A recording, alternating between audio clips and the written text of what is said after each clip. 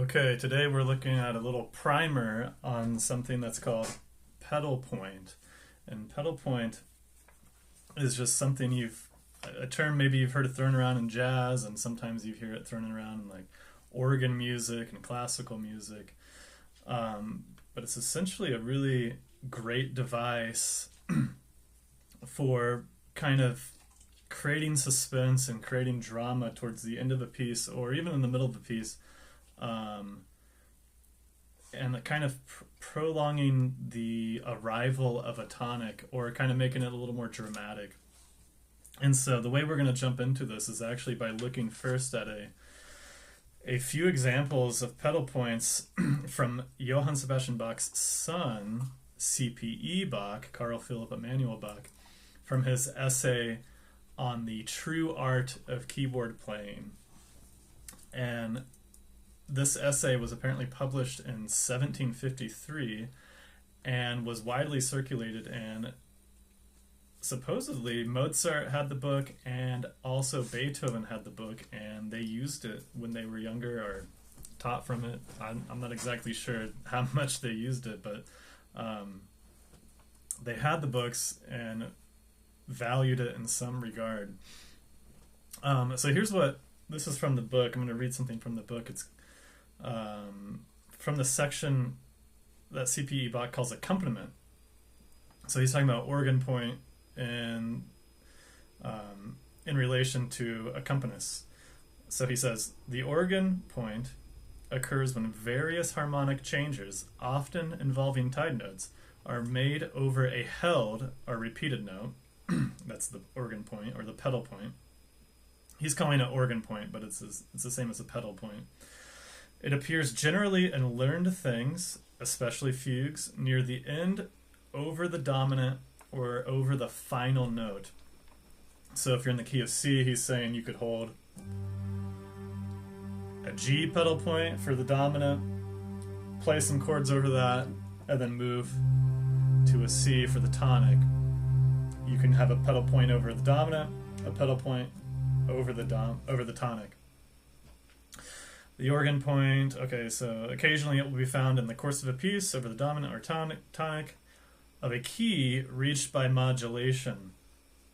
So this kind of ties into how it's kind of a dramatic effect. It's kind of like a prolongation of an arrival to a key or the final arrival to the tonic, right? In the first case, composers often introduce all manner of contrapuntal devices in stretto. He's talking about in a fugue. So towards the end of a piece on a fugue, you'll have a pedal point and there'll be stretto, so the themes will occur closer and closer at the end of the piece. The organ point may be in 3 or more parts. The harmony is usually complete even without the bass, which, however, adds a final appropriate gravity. In order to comprehend or explain the chords and the unusual combination of intervals, the bass should be disregarded. So this point right here, this is what he means by that, is he's saying if you had, a chord like that, he's saying don't calculate all the intervals compared to G. It would take too long. It would be too laborious. Instead, just look at the right hand alone, or the harmony is happening above the pedal point. And we'll look at these examples and see exactly what he means by that. When this is done, the strange signatures, so when you disregard the bass, the pedal point, the strange signatures turn out to be indications of nothing more than the ordinary progressions of thorough bass. So any chord patterns or chord motions that you've studied before, you can use them simply just by disregarding the bass. So there's a lot you can kind of do over a pedal point.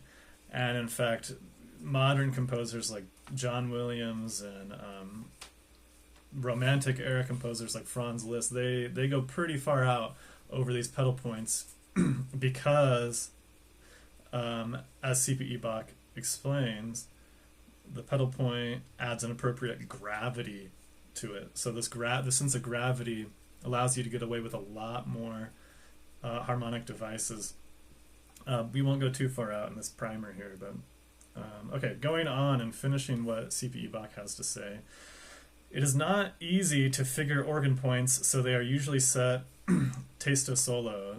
Those who do figure them must accept the fact that they will be played tasto solo anyway. He's saying basically, if you wrote all the figures compared to the pedal point, the bass, it would be way too much to comprehend for the organist. Yeah, so anyway, he goes on and talks a little bit more about it, but those are the main points. Chords move above a bass note. When you disregard that bass note, it's easier to just understand the chords in the upper parts in the right hand alone.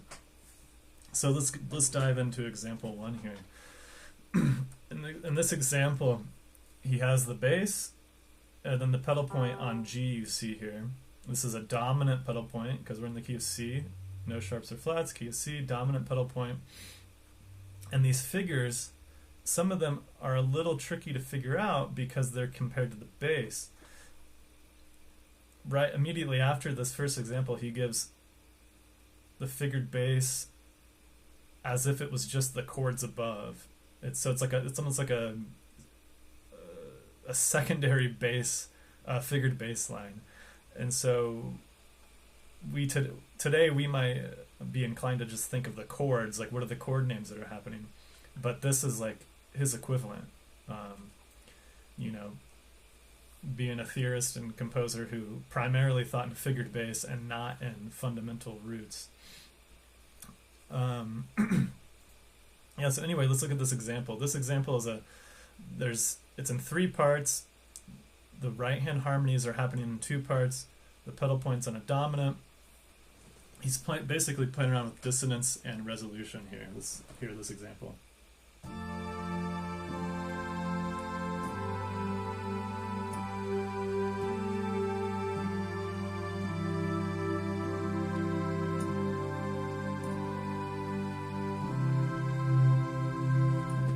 So there's a lot of figures that are happening, and it's kind of, in this 3-part example, it's kind of more just counterpoint and controlling of dissonance and resolution. So if we disregard the bass, what are the figures we get? Well, we would get a 4, a 3,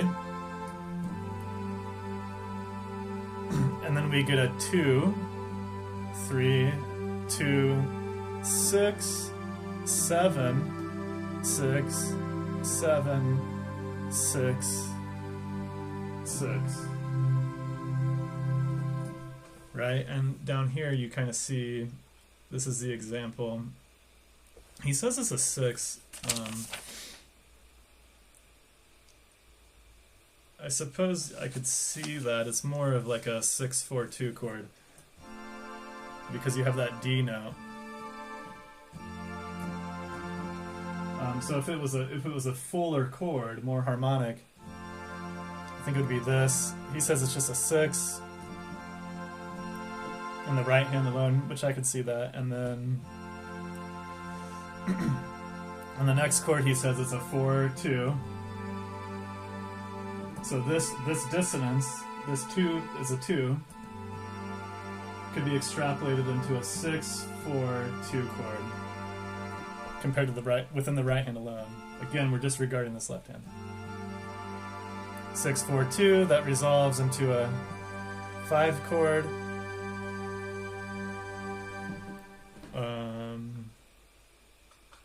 Yeah, this 4-2 here should be a little later, actually. Yeah, so starting right here on this 2 there, we have 8-5-3, 4-2, a 6 chord, and then we get our 7, 6, 7, 6, resolving. When you see no figures, it's an 8-5-3. In modern parlance, it might just be easier to think of the chord names, right? So you have a B half diminished chord, or this program's calling it a D minor add 6, if you come from a jazz background. B half diminished chord, G, A minor 7, D minor, and then you get a, I suppose this could be an E minor 6, an E minor 7 chord, to C major, and then D minor 7, to, I would say, a G major chord. You could argue it's B diminished. Home to C. So again, C.P.E. Bach views these things not through the lens of fundamental bass, like a Rameau, but he views this from a figured bass perspective. You can still explain it with fundamental bass, and you can still explain it with chord symbols and chord names the way we do today. This is how he thought about it. I think the main takeaway from this, how to kind of get to the practice of this and make it more practical for us, is to just think about what he's doing. He's mainly playing around with 2-3 suspensions from here, 2-3, and then 7-6. And so you could kind of create your own improvisations just by holding a pedal point and starting with consonants, moving into dissonance, consonants, dissonance, consonants, dissonance. Get to the 6, 7, 6, 7, 6, 3, 2, 7. Or sorry, 6, 7, 3, 2, 6, 7.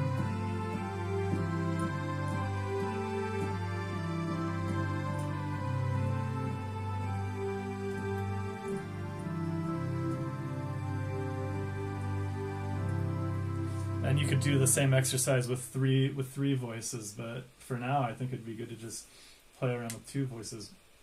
Again, another thing that I think he's trying to suggest here is just freedom of the upper parts. They're kind of self-contained and they move within their own laws. So these thirds are moving. I'm not caring how it creates a chord against my left hand.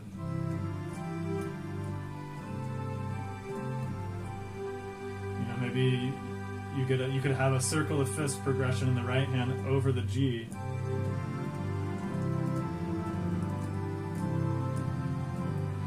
You could have an ascending 5-6, 5-6, 5-6, 5-6,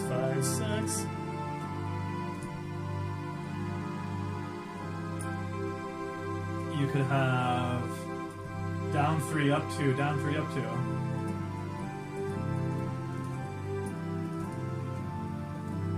Have up 2, down 2.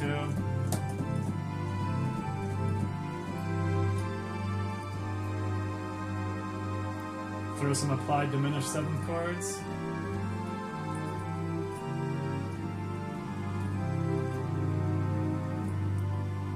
And then finally you reach a tonic pedal point, and you could do the same stuff.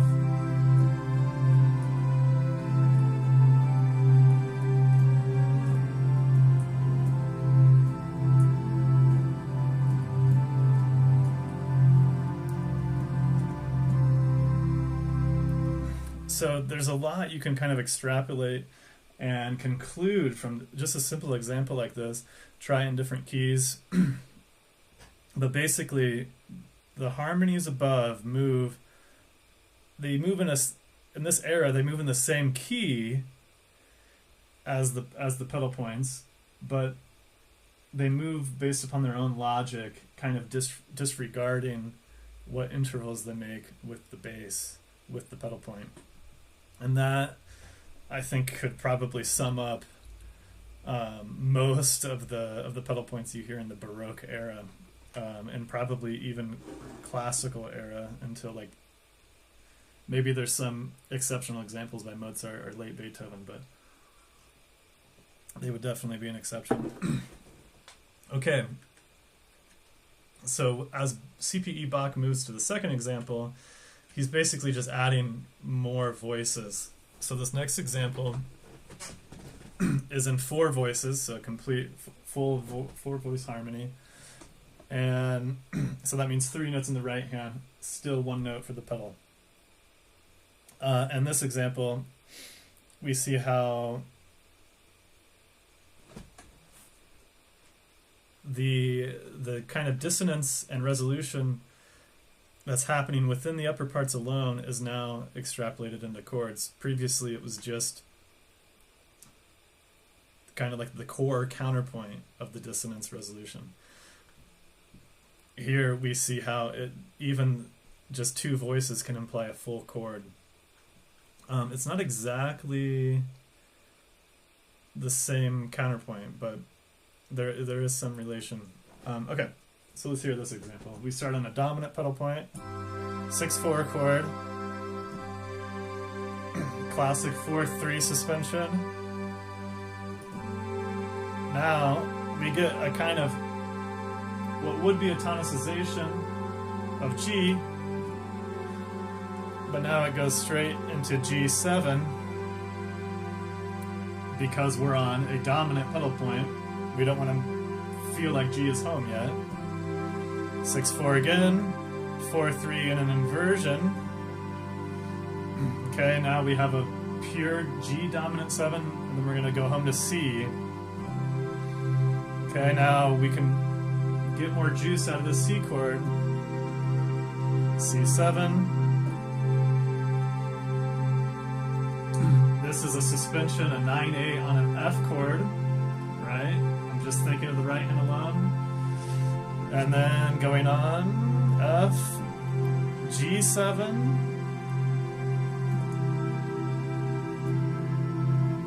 A nice tasty F major 7 to kind of a G7, but really B diminished. Yep, okay. And then home to C. So it's the same type of stuff that's implied here for your practice. You could just extrapolate it into your own freely moving chords. There's a lot of dominance happening here, so they're kind of like applied dominance. So let's just try an example like that. G dominant, C major, G sus. Let's go to A dom, D dom, G, C. Get the E, get the G in there. This is A minor 7, D7, half diminished, E.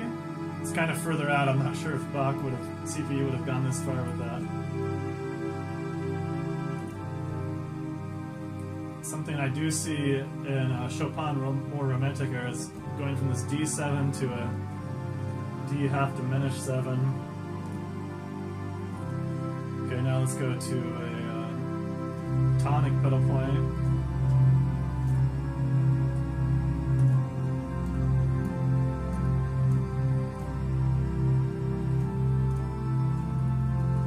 Invert up.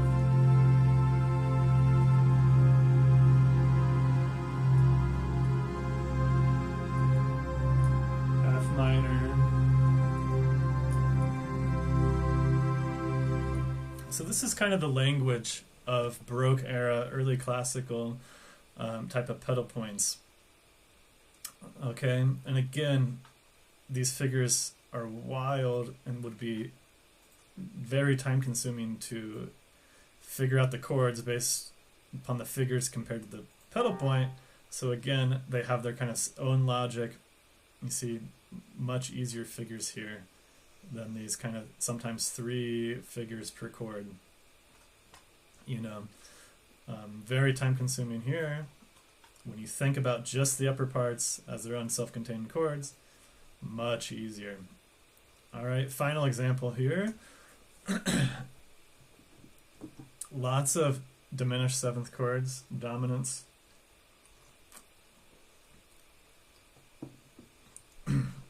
You could argue that they're applied diminished 7th chords, although that's a little time consuming for the thinking, for the thought process. If you're just trying to be an accompanist, providing harmonic support for the ensemble with over these pedal points, or if you're an improviser, you're just trying to move chords around. Okay, so here's the final example we'll look at. C.P.E. has one more example, but it's in minor. It does similar things.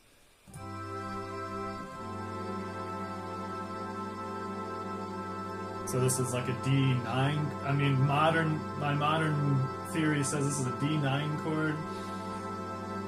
Again, he's probably just thinking F sharp half diminished, dominant 7 flat 9. This is like my remote brain says this is a C major 9 chord. E minor 7, I guess.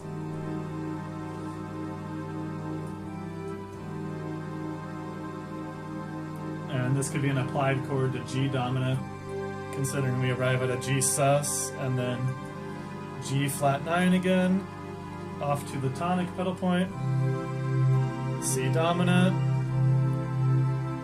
A minor 7 over C. It's kind of like a G flat 9 or B dominant or B diminished 7, G7. This kind of makes a C9 chord, C dominant 9.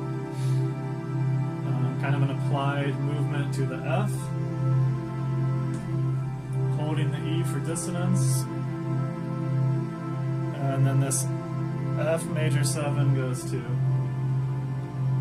one last applied diminished 7th chord, B diminished 7 to C major. Here it is without me speaking.